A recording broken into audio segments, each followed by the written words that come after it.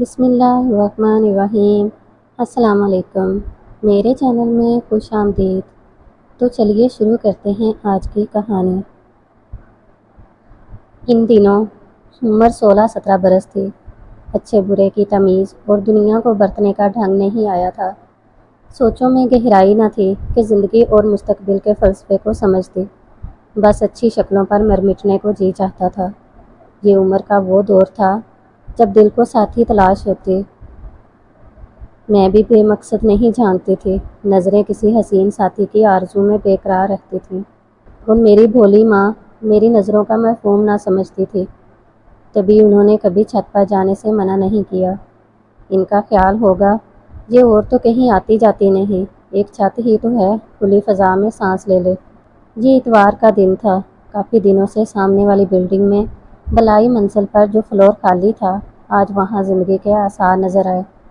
ایک روبرو نوجوان گیلری سے جھانک رہا تھا۔ اچانک اس نے نظر اوپر اٹھائی اور مجھے چھت کی منڈیر پر اپنی جانب تکتے پایا۔ بے اختیار وہ میں نے خیز انداز میں مسکرا دیا اور میں جھنک کر پیچھے ہو گئی۔ اب چین کہاں تھا؟ ذرا دیر بعد پھر جھانکا۔ اس شوق نے خوش دلی سے ہاتھ ہلا دیا۔ میری نوید سے شناسائی بس ایسے ہی ایک جھلک سے شروع ہو کر ایک مکمل داستان پر ختم ہوئی، مگر میری زندگی کا یہ سفر منزل پا لینے کے باوجود بھی نامکمل رہ گیا۔ ایک روز جب کہ چھت سے جھانک رہی تھی اور نوید مجھے اشارے کر رہا تھا، میری شامت اعمال والد صاحب گلی سے نمودار ہو گئے۔ وہ گھر کی جانب آ رہے تھے۔ میں تو اپنی دنیا کی رنگینی میں کھوئی ہوئی تھی۔ ان کے آنے کا احساس نہ ہوا، لیکن ابو نے مجھ کو نگاہوں کی زبان میں نوید سے باتیں کرتے دیکھ لیا۔ گھر آئے تو والدہ سے پوچھا، سلطانہ کدھر ہے؟ چھت پر ہوگی یا یہیں کہیں ہوگی؟ انہوں نے شان بے نیازی سے جواب دیا اور اپنے کام میں مصروف ہو گئے۔ صبرا بیگم، کمال ہے، تم جوان بیٹی کی ماں ہو اور تم کو خبر ہی نہیں کہ تمہاری بیٹی کہاں ہے۔ اگر چھت پر بھی ہے تو اس بھری دوپہر میں وہاں کیا کر رہی ہے؟ اب مجھے کیا خبر بھائی، میں تو کچن میں کھانا بنانے میں مصروف ہوں۔ کھانے کو چھوڑو اور بیٹی کی خبر لو۔ چھت پر جاؤ، دیکھو وہاں کڑکتی دھوپ میں کیا کر رہی ہے۔ والد صاحب کے سخت تیور دیکھ کر امی اوپر آنے کو زینے پر چڑھنے لگی۔ ان کے قدموں کی آواز پر میرے کان کھڑے ہو گئے۔ زینے پر پہنچ گئی کہ ان کی چھت تک پہنچنے کی نوبت نہ آئے۔ چلو تمہارے ابو آگے ہیں اور تم کو پوچھ رہے ہیں۔ میرا دل دھڑک اٹھا۔ خدا نہ کرے مجھے نوید سے اشاروں میں باتیں کرتے تو نہیں دیکھ لیا۔ دل درست خدشے سے دھڑکا تھا۔ انہوں نے ڈپٹ کر پوچھا، اتنی تپش ہے، اس وقت چھت پر کیا کر رہی تھی؟ کیا سامنے کی بلڈنگ میں تمہاری کوئی سہیلی رہتی ہے؟ ان کا زومینی جملہ مجھے تازیانے کی طرح لگا اور میں نے جھرجھری لی، نہیں تو ابو، بس اسی قدر کہہ سکی۔ وہ بھی اس وقت تو غصہ پی گئے، لیکن ان کے دل میں جس خدشے نے سر اٹھایا تھا، اس نے ایک ایسی فکر کا روپ ڈھال لیا جو تپ کی مانند بابا جانی کی ہڈیوں کو گلانے لگی۔ والدہ کچھ ٹھنڈے مزاج کی تھیں اور بالکل بھی عجلت پسند نہ تھی۔ جو کام ماؤں کا ہوتا ہے وہ بھی والد صاحب نے خود سر انجام دینے کی ٹھان لی۔ وہ دن رات مجھے بیاہنے کی چارہ سازی میں لگ گئے۔ قریبی دوستوں سے ذکر کیا کہ میری بیٹی کا رشتہ تلاش کرنا ہے۔ خاندان میں اس کے لیے کوئی اچھا رشتہ موجود نہیں ہے۔ آدمی کسی جستجو میں لگ جائے تو کامیاب ہو ہی جاتا ہے۔ ایک دوست کے توسط سے والد صاحب کو بھی میرے لیے مناسب رشتہ مل گیا۔ ایک روز والد کے دوست شاکر صاحب کی بیگم ہمارے گھر آئیں۔ انہوں نے مجھے دیکھا اور پسند کر لیا۔ جب والدہ نے آگاہ کیا کہ تمہارے ابو نے ایک لڑکا پسند کر لیا ہے تو میں پریشان ہو گئی، تاہم ماں کی تسلی کو کہا مجھے اس لڑکے کی فوٹو دکھائیں، تبھی ہاں کروں گی۔ اگلے روز امی نے ایک فوٹو دکھائی۔ مسعود کی شکل ایک آنکھ مجھ کو نہ بھائی، ذرا بھی خوبصورت نہ تھے۔ اوپر سے کچھ پختہ عمر لگتے تھے کہ سر پر بال بہت کم تھے۔ دیکھتے ہی میں نے فوٹو کو پرے پھینک دیا اور کانوں کو ہاتھ لگا کر کہا، توبہ توبہ، کیا آپ کو میرے لیے یہی بجڑا ملا ہے؟ ہرگز اس سے شادی نہیں کروں گی، مر جانا پسند کروں گی۔ اماں کی آنکھیں کھلی کی کھلی رہ گئی۔ انہوں نے یہ کہہ کر مجھ کو مزید اس معاملے پر بحث کرنے سے روک دیا کہ تمہارے ابا آ جائیں تو ان سے بات کروں گی۔ اگلے روز جب ابو دفتر چلے گئے، ماں نے کہا میں نے بات کی ہے، انہوں نے یہی سوال کیا کہ بیٹی سے پوچھو انکار کی کیا وجہ ہے۔ محض صورت ہی سب کچھ نہیں ہوتی، اصل شے سیرت ہوتی ہے۔ اماں، سیرت کے ساتھ لڑکی لڑکے کی پسند کو بھی تو خاطر میں رکھنا پڑتا ہے۔ تو کوئی پسند ہے تیری؟ بتا دے، یہ بھی میں تیرے بابا سے پوچھ لوں گی۔ سوچا موقع اچھا ہے، ماں کے کان میں ڈال ہی دوں۔ ایسا نہ ہو بعد میں کہیں کہ میں نے تو پوچھا تھا لیکن تم نے ہی اپنی پسند نہ بتلائی۔ ماں، سامنے والی بلڈنگ میں جو لوگ آئے ہیں ان کا لڑکا ہے، نوید نام ہے۔ میں زیادہ نہیں جانتی لیکن مجھے وہ لڑکا پسند ہے، وہ بھی مجھ سے شادی کرنا چاہتا ہے۔ ابا سے کہیں میرا رشتہ اس کے ساتھ کر دے۔ لڑکا کون ہے، کیا کرتا ہے، کس خاندان سے ہے؟ ارے بھئی کچھ تو معلوم ہو۔ مجھے نہیں معلوم اماں، میں اس سے ملتی تھوڑی ہوں، بس چھت سے ہم بات کر لیتے ہیں۔ وہ نئے لوگ آئے ہیں اور معلومات لینا تو ابا کا کام ہے۔ امی نے اپنا کہا نبھا دیا، میری پسند سے ابو کو آگاہ کر دیا۔ وہ تو چراغ پا ہو گئے کہ سب جانتا ہوں، مجھے معلومات لینے کی ضرورت نہیں ہے۔ وہاں کوئی فیملی نہیں بلکہ ایک لڑکا تنہا رہتا ہے، کرائے پر فلیٹ لیا ہے۔ اس کے گھر والوں کا اتا پتہ کیا معلوم کروں؟ مجھے وہ سرے سے پسند ہی نہیں۔ اوباش لگتا ہے، اس کی فیملی بھی ہوتی تب بھی وہ مجھے قبول نہیں ہوتا۔ جو رشتہ شاکر صاحب کے توسط سے آیا ہے وہ ہر لحاظ سے بہتر ہے۔ بیٹی کو سمجھا دو کہ یہ تاک جھانک کا سلسلہ بند کر دے، ورنہ ایسے ماروں گا کہ بچے گی نہیں۔ اماں مجھے کیا بتاتے؟ وہ یہ سب بلند آواز کے ساتھ گرج برس کر کہہ رہے تھے کہ اب ان کا کہا پتھر کی لکیر ہے اور مزید کچھ کہنے سننے کی گنجائش نہیں ہے۔ وہ کسی اجنبی سے رشتہ نہ کریں گے۔ اگلے روز شام کو شاکر صاحب کے ہمراہ ان کے عزیز اور میرے رشتے کے طالب قیوم صاحب اور ان کے صاحبزادے بھی تشریف لے آئے۔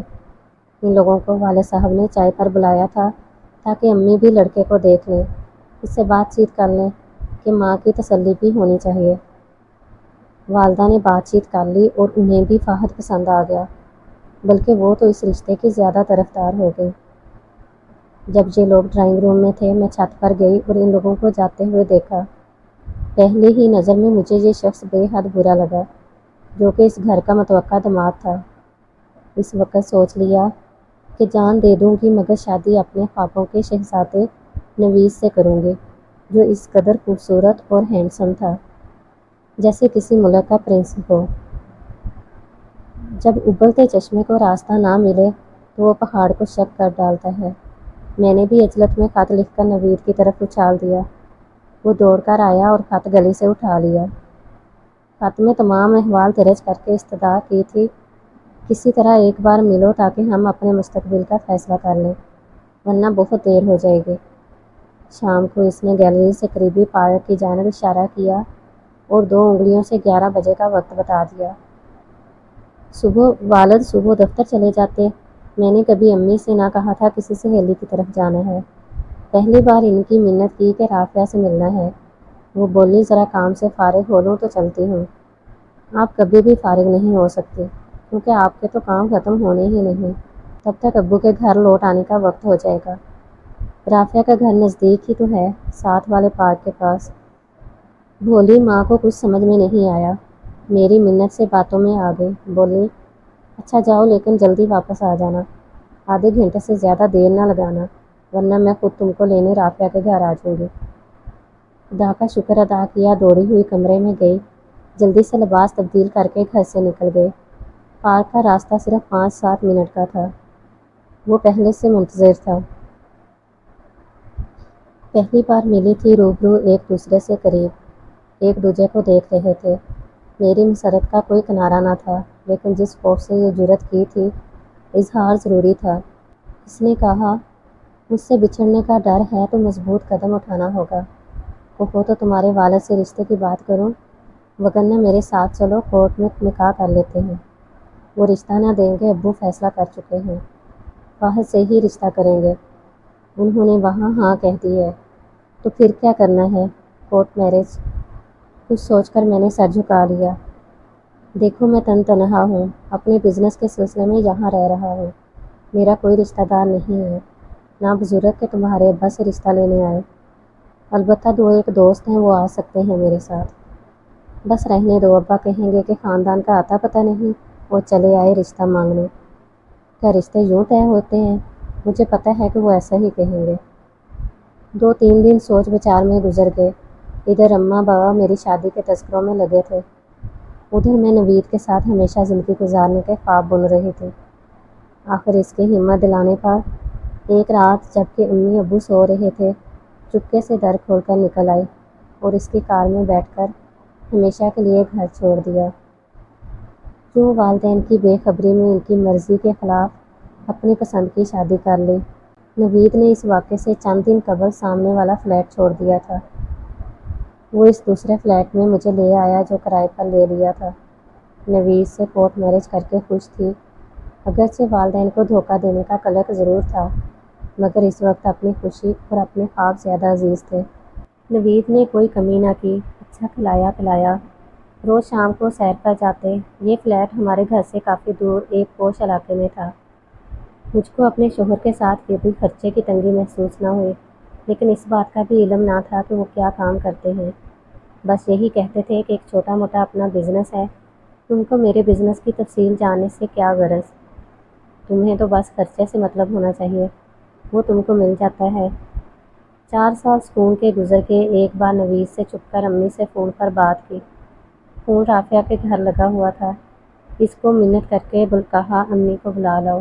والدہ نے مجھ سے بات کرنے سے انکار کر دیا۔ اب میں 2 بیٹیوں کی ماں بن چکی تھی۔ جس فلیٹ میں ہم رہتے تھے، اس کے برابر والے فلیٹ میں ایک عمر رسیدہ نرس مریم رہا کرتی تھی۔ جب بچیوں کی پیدائش ہوتی اس کو بلا لیتی۔ وہ میرے شوہر کی بہن بنی ہوئی تھی اور نوید اس کو مریم آپا بلاتے تھے۔ نوید چلے گئے اور پھر ان کی خبر نہ آئی۔ آپا کو پتہ تھا کہ وہ کسی ایجنٹ کے ذریعے گئے ہیں۔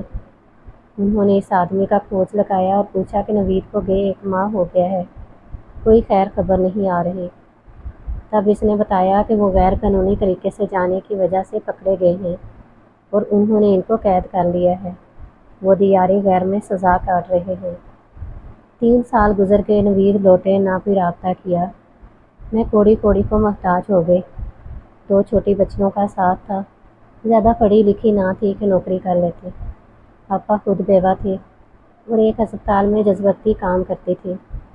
بیچاری کی تنخواہ ہی کیا تھی، اس کی اپنی مشکل سے پوری ہو رہی تھی، پھر بھی جہاں تک بن سکا سہارا دیا۔ آخری جمع پونجی زیور سب ختم ہو گیا۔ میں فلیٹ کا کرایہ دینے سے بھی قاصر تھی۔ ایک روز مالک مکان نے میرا سامان باہر نکلوا دیا، رہنے کا بھی آسرا نہ رہا۔ آپا نے رحم کھا کر مجھے کچھ دنوں کے لیے اپنے گھر میں رکھ لیا، مگر یہی کہا کہ اب تم خود اپنے قدموں پر کھڑے ہونے کا چارہ کرو، میں تم کو مستقل سہارا نہیں دے سکتی۔ نوکری کی تلاش کو نکلی، گھریلو کام کے لیے ملازمہ جیسی نوکری ہی کر سکتی تھی، وہ بھی نہ ملی۔ 2 چھوٹی بچیوں کا ساتھ تھا، جن کی وجہ سے کوئی مجھے اپنے گھر ملازمہ رکھنے پر بھی تیار نہ تھا، جبکہ بچیاں دودھ کے لیے روتی تھیں۔ ایک کوٹھی میں ملازمہ ہونے کے لیے گئی۔ یہ کسی فوٹوگرافر کا گھر تھا۔ اس نے مجھے بفور دیکھا، کہنے لگا اگر ماڈلنگ پر تیار ہو جاؤ تو ملازمت مل سکتی ہے، سرونٹ کوارٹر بھی رہنے کو مل جائے گا، تم بہت خوبصورت ہو، ایسا چہرہ لاکھوں میں ایک ہوتا ہے، دنوں میں مفرسی دور ہو جائے گی۔ ان دنوں کا ذکر ہے جب لڑکیوں کے لیے ماڈلنگ اور اداکاری معیوب سمجھی جاتی تھی، لیکن میری مجبوری تھی، پیٹ میں روٹی تھی اور نہ سر پہ چھت۔ راضی ہو گئے۔ اس نے میرے چند فوٹو لیے اور پھر مجھ پر دولت کے در کھل گئے۔ قسمت نے یوں ماڈل گرل بنا دیا۔ مجھ کو کسی شے سے بھی زیادہ اپنی بچیوں کا پیٹ پالنا مقدم تھا، اشد ضرورت اور مجبوری تھی۔ پھر ان کی اچھی تعلیم کی خاطر روپوں کی حاجت تھی۔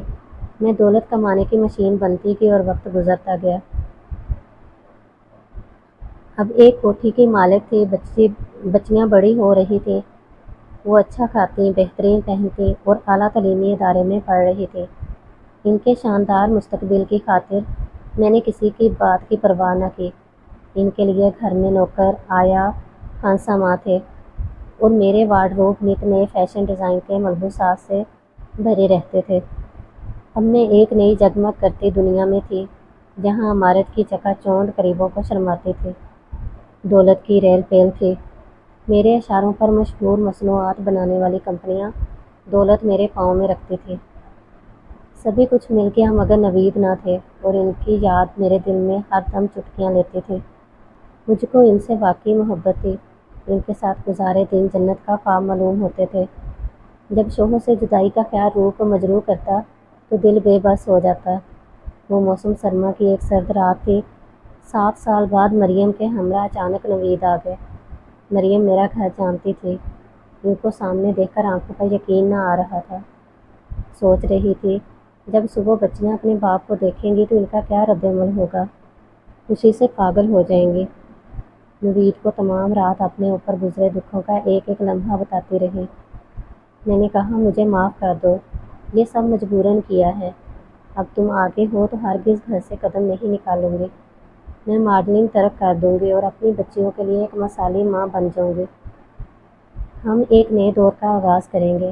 یقین تھا کہ نوید اب ہمارے لیے کچھ کریں گے، میری اور میری بچیوں کی خاطر۔ انہوں نے مجھے معاف کر دیا اور کہا کوئی بات نہیں، تم ماڈلنگ کی ہے اور میں دنیا گھوم آیا ہوں۔ کوئی بھی کام برا نہیں، بشرط یہ کہ آدمی خود برا نہ ہو۔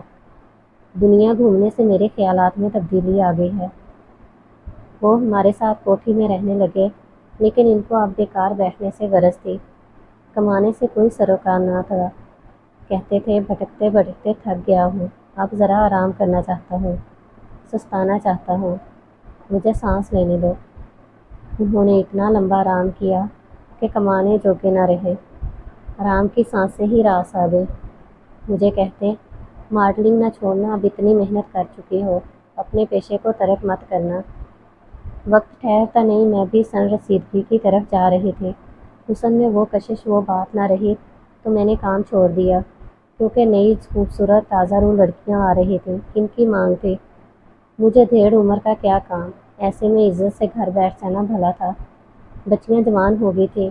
جب کمائی کا راستہ بند ہوتا گیا، نوید کو پھر سے جگانے لگی کہ بہت آرام ہو چکا، اب تم کچھ کام کرو، ہاتھ پیر ہلاؤ، تم مرد ہو، کما کر کھلانا اور گھر چلانا تمہاری ذمہ داری ہے۔ میں نے تو آدھی زندگی گنوا دی، وہ میری زندگی کی بچی کچی خوشیوں اور امید کا آخری دن ثابت ہوا جب اس نے کھل کر کہہ دیا میں کچھ نہیں کر سکتا، کوئی کام نہیں آتا، مجھے کمانے کی عادت نہیں رہی۔ ہم اپنی بیٹیوں کو ماڈلنگ کے میدان میں لے آتے ہیں، یہ تم سے زیادہ خوبصورت ہیں، نو فیس چہروں کی مانگ ہوتی ہے نا، تم آرام کرو اور یہ تمہاری جگہ لے لیں گی۔ بیٹیوں کے باپ کے اس ارادے پر میری آنکھوں سے آنسو بہہ نکلے۔ کیا اسی خاطر میں نے کھٹا راستہ چنا تھا اور اتنے کشٹ اٹھائے تھے؟ اب میرے چمن کی ان نو فیس کلیوں پر ان کے باپ کی نظر تھی کہ یہ کمائیں گی اور وہ کھائے گا۔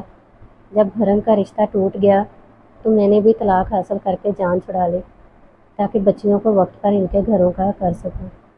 اگر کہانی اچھی لگی ہے تو میرے چینل کو لائک کریں اور سبسکرائب کریں اور بیل نوٹیفیکیشن کو آن کر دیں تاکہ آپ کو سننے کو ملتی رہیں اس طرح کی دلچسپ اور نئی نئی کہانیاں۔